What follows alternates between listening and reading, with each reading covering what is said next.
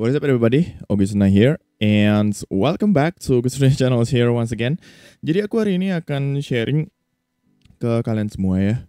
Ini udah larut malam sih by the way guys.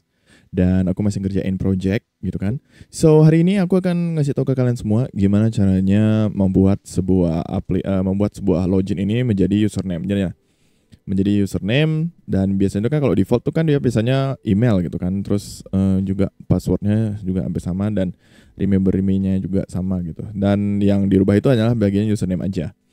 Nah kalau misalnya ini kan, oh ya sama lagi satu disclaimer dulu, ini di Filament PHP ya guys ya, di Filament. Kalau misalnya kalian sudah belajar tentang Filament juga, ini teruntuk orang-orang yang sudah belajar basic dari Filament itu sendiri, dan juga kalian juga sudah membuat project dan projectnya itu selesai dan sudah digunakan oleh klien gitu. Nah untuk defaultnya kurang lebih seperti ini.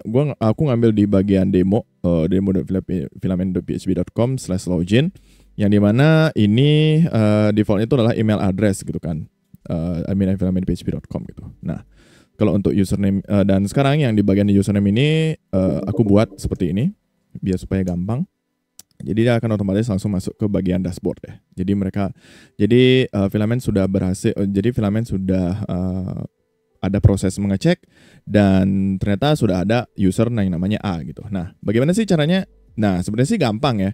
Kalau misalnya sebenarnya sih gampang, dan juga kalian nggak perlu ngutak-atik lagi ulang tentang apapun tentang ngutak-atik apapun di bagian loginnya ini. Cuman kalian harus nge-override dari loginnya itu sendiri. Nah, untuk yang pertama kali kalian harus lakukan itu adalah kalian harus ke bagian sini, bagian ke login.php. Kalian harus membuat pages terlebih dahulu, pages login.php gitu kan. Nah, untuk Filament pages ini sebenarnya kalian nggak perlu bikin new folder gitu segala macam gitu. Jadi kalian perlu membuat sebuah generate login page yang dimana kalian bisa pakai di Laravel Kit. Nanti aku akan kasih tahu gimana caranya kalian bisa membuat Laravel Kit gitu, pakai Laravel Kit ini ya. Oke.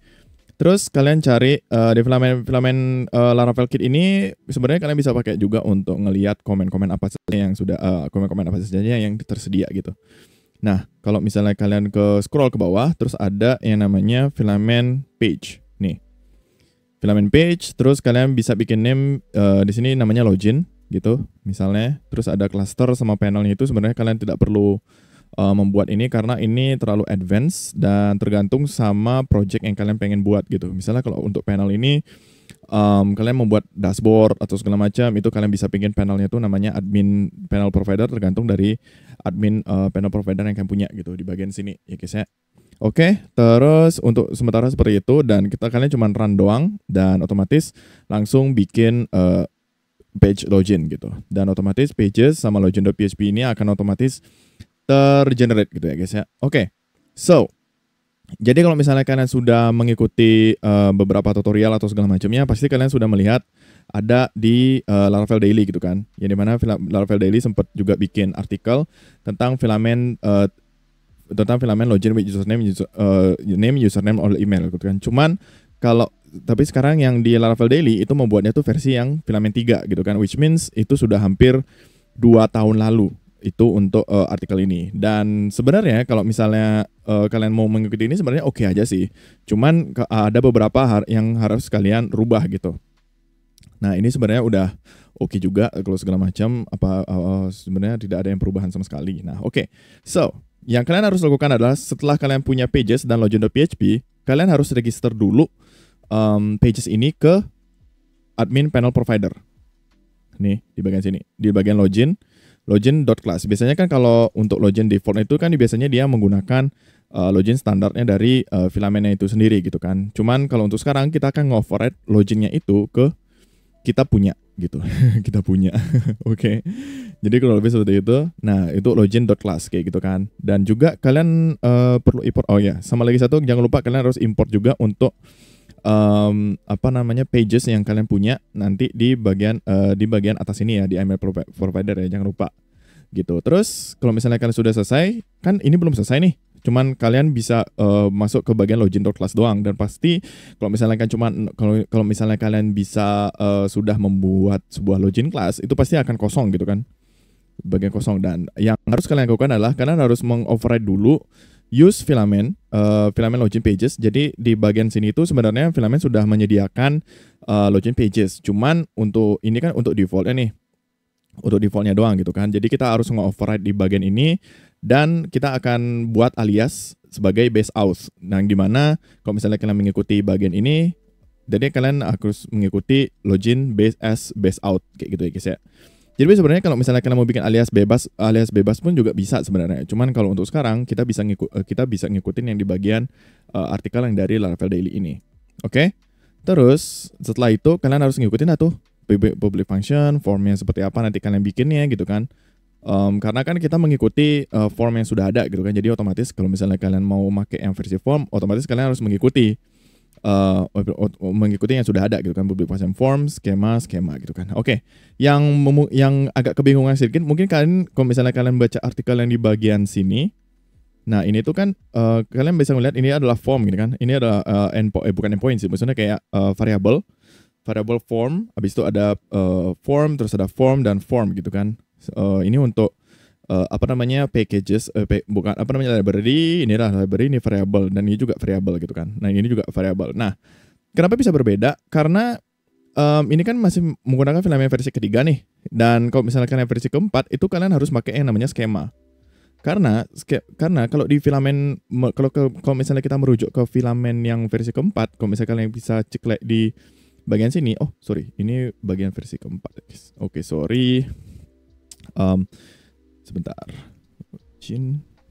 Over here. Nah, di bagian sini, di bagian packages ini sebenarnya kalian bisa buka. Sebenarnya kalau misalnya kalian merujuk ke filament yang sudah ada gitu kan, yang dari defaultnya. Nah, ini sebenarnya mereka juga menggunakan skema-skema juga karena mereka karena mungkin kayaknya lebih gampang untuk di override gitu ya. Soalnya kan kalau misalnya kalian pakai skema, kalau misalnya kalian pakai form ini, nanti takutnya agak diduplicate atau segala macam kayak gitu kan. Jadi mungkin kalau dari tim filament itu tuh lebih enak untuk maksudnya kayak untuk mengoverride dari loginnya itu sendiri, karena mungkin mereka udah pada tahu lah kalau misalnya kita tuh lebih enak menggunakan username untuk login, untuk fitur loginnya sendiri kayak gitu sih. Terus kalau misalnya kalian merujuk ke sini, itu dia otomatis menggunakan skema-skema gitu kan. Jangan mengikuti yang di bagian form. Hampir sama sebenarnya untuk untuk codingannya, cuman untuk cara mengambilnya itu mungkin yang berubah itu di bagian di sini doang sih. Kayak gitu, dan untuk semuanya itu hampir semua sama. Kayak gitu. Oke. Terus kalau untuk dan steppadnya juga kalian juga harus bisa harus diisi ya, karena ini termasuk dalam data gitu. Oke. Terus kita akan lanjutin ke bagian protected function get login component. Dan kalau misalnya kalian login komponen ini kan dia otomatis dia nggak dapat gitu kan, nggak dapat dari mana sih ini gitu kan. Dan untuk function itu kita buat lagi protected function get login form component seperti ini kurang lebih, dan kalian bisa ngikutin juga di bagian sini, di bagian bawahnya dari filament, di bawah artikel ini gitu. Nah terus kalau misalnya kalian sudah, kita punya yang namanya login. Nih di bagian login karena aku pakai username, jadi aku pakai kalian bisa ganti namanya nama gitu misalnya gitu, sebenarnya oke sih sebenarnya di bagian sini ya guys ya, di label username ini, jangan di bagian ini. Oke. Terus lanjut, kalau misalnya kalian sudah get credentials ini sebenarnya ini kayak fungsi untuk mendapatkan sebuah data gitu. Nah, jadi kita akan membuat sebuah variabel login type terlebih dahulu, terus ada filter var. Ini filter variabel ini buatan dari PHP-nya langsung. Terus ada data namanya login. Jadi di bagian data di bagian var data login ini kita mengambil data di bagian ini. Data di bagian ini, terus ada filter validate email ini kayak kayak mencari sebuah data yang berupa email gitu kan. Kalau misalnya ada email dan juga mencari name-nya juga. Jadi kalau misalnya tapi yang kita cari itu kan name nih. Jadi otomatis kalau misalnya ada yang ada name-nya, kalau misalnya ada name yang kita cari itu adalah A gitu misalnya, nanti otomatis akan mencari email dulu, habis itu baru cari nama, kayak gitu. Kayak gitu cara kerjanya sih, kalau menurutku ya. Tapi kalau misalnya kalian punya asumsi lain sebenarnya oke juga sih, nanti kalian komen di komentar di bawah. Oke. Terus kalau misalnya kalian mengikuti di bagian filament PHP juga sama. Jadi di bagian sini tuh mereka juga mendapatkan credentials from data gitu kan. Jadi kalau misalnya kalian ngikutin juga di bagian di bagian filament ini, sebenarnya kalau misalnya kalian search itu kan get get credentials. Nah ini get credentials from data ini sebenarnya sama aja sih, it's okay gitu. Cuman untuk data email itu sebenarnya sensitive parameter ini sebenarnya kayak ini versi 8.4 ya. Karena ini kayak type save aja, array data, terus data email sebenarnya data password gitu. Tapi untuk sekarang kalau misalnya kalian mau ngikutin yang bagian ini sebenarnya oke sih.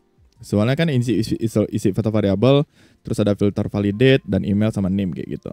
Nah untuk sekarang kalau misalnya kalian mau pakai yang data, kalau misalnya kalian pakai seperti ini juga oke. Tapi kalau misalnya kalian mau pakai yang versi ini juga nggak masalah. Yang penting kalian paham sebenarnya apa yang sih ini. Yang penting filter validate sama filter var ini kalian ada gitu aja sih. Oke, terus untuk yang seperti ini juga oke.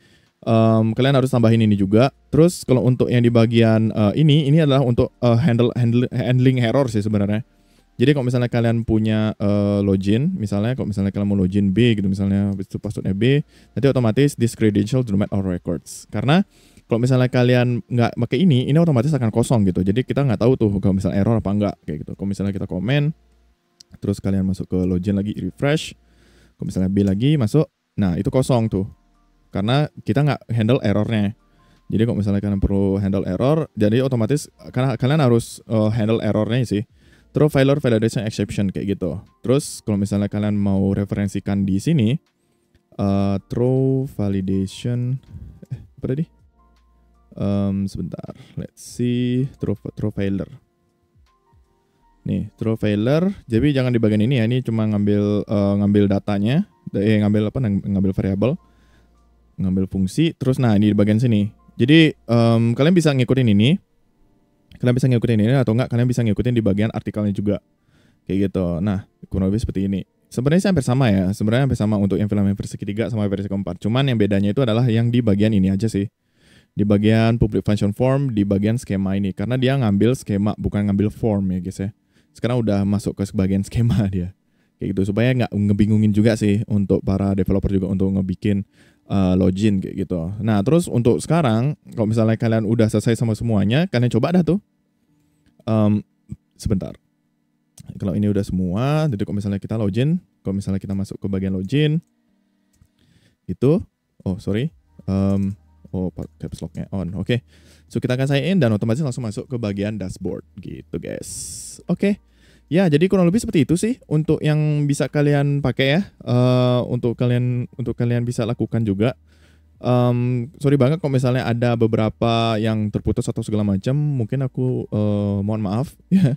Mungkin aku bisa revisi nanti ulang. Kalau misalnya ada beberapa error atau segala macam, bisa kalian komen di bawah gitu ya. Atau enggak kalau misalnya ada apapun, kalau misalnya ada kesulitan atau apapun, bisa kalian DM di IG ku juga atau di sosial media lainnya yang nanti aku akan taruh di deskripsi di bawah. So, ya mungkin seperti itu aja sih yang bisa aku sampaikan ke kalian semua. Dan kalau misalnya ada error atau segala macam, bisa kalian DM. And thank you guys so much untuk teman-teman semuanya sudah ngeklik video ini. And I will see you guys in the next episode. Jangan lupa like, comment, subscribe.